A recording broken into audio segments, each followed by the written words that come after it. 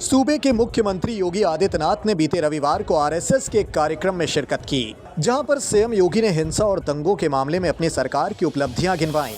इसी दौरान सीएम ने लाउड स्पीकर नमाज का भी जिक्र किया और कहा कि यूपी में पहली बार सड़कों पर ईद की नमाज नहीं हुई और मस्जिद के लाउड स्पीकर की आवाज भी कम हो गई है। वहीं आरएसएस के इस कार्यक्रम को संबोधित करते हुए सीएम योगी ने राज्य की कानून व्यवस्था पर भी बात की। कहा, कई राज्यों में चुनाव खत्म होने के बाद दंगे हुए, यूपी में चुनाव के दौरान या बाद में कोई दंगा नहीं हुआ। सरकार बनने के बाद रामनवमी धूमधाम से मनाई गई, हनुमान जयंती समारोह शांतिपूर्ण ढंग से संपन्न हुआ। ये वही यूपी है जहां छोटी छोटी बातों से दंगे होते थे, कई महीने तक कर्फ्यू लगा रहता था, लेकिन 5 वर्षों में एक भी दंगा नहीं हुआ।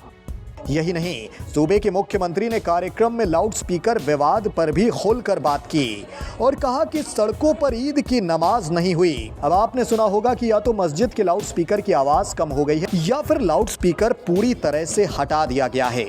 अब इन लाउड स्पीकरों को स्कूलों और अस्पतालों को दान किया जा रहा है ताकि इनका उपयोग किया जा सके। राज्य सरकार के आदेश के बाद पूरे प्रदेश में करीब 1 लाख से अधिक लाउड स्पीकर धार्मिक स्थलों से हटाए जा चुके हैं या उनकी आवाज कम कर दी गई है। वही हिंसा और विवादों पर बात करने के साथ ही सीएम ने राज्य की अर्थव्यवस्था पर भी बात की और कहा कि बीजेपी के नेतृत्व में यूपी डबल इंजन सरकार के तहत देश में नंबर 2 अर्थव्यवस्था बनने की ओर बढ़ रहा है। 70 सालों के बाद यूपी देश की अर्थव्यवस्थाओं में 6ठे स्थान पर पहुंच गया है।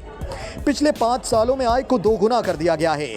ईज ऑफ डूइंग बिजनेस में यूपी देश में दूसरे नंबर पर पहुंच गया है और ईज ऑफ लिविंग में 44 योजनाओं में यूपी नंबर 1 है।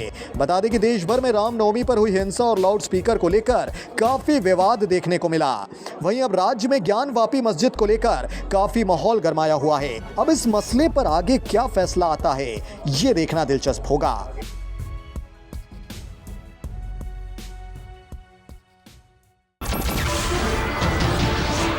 नमस्कार, मैं हूं मानक गुप्ता। अगर आपको हमारा ये वीडियो पसंद आया हो तो इसे लाइक और शेयर जरूर करें और हाँ, हमें सब्सक्राइब और फॉलो करना ना भूलें ताकि आप देश और दुनिया की कोई खबर मिस ना करें। तो जुड़े रहिए हमारे साथ और देखते रहिए न्यूज़ 24।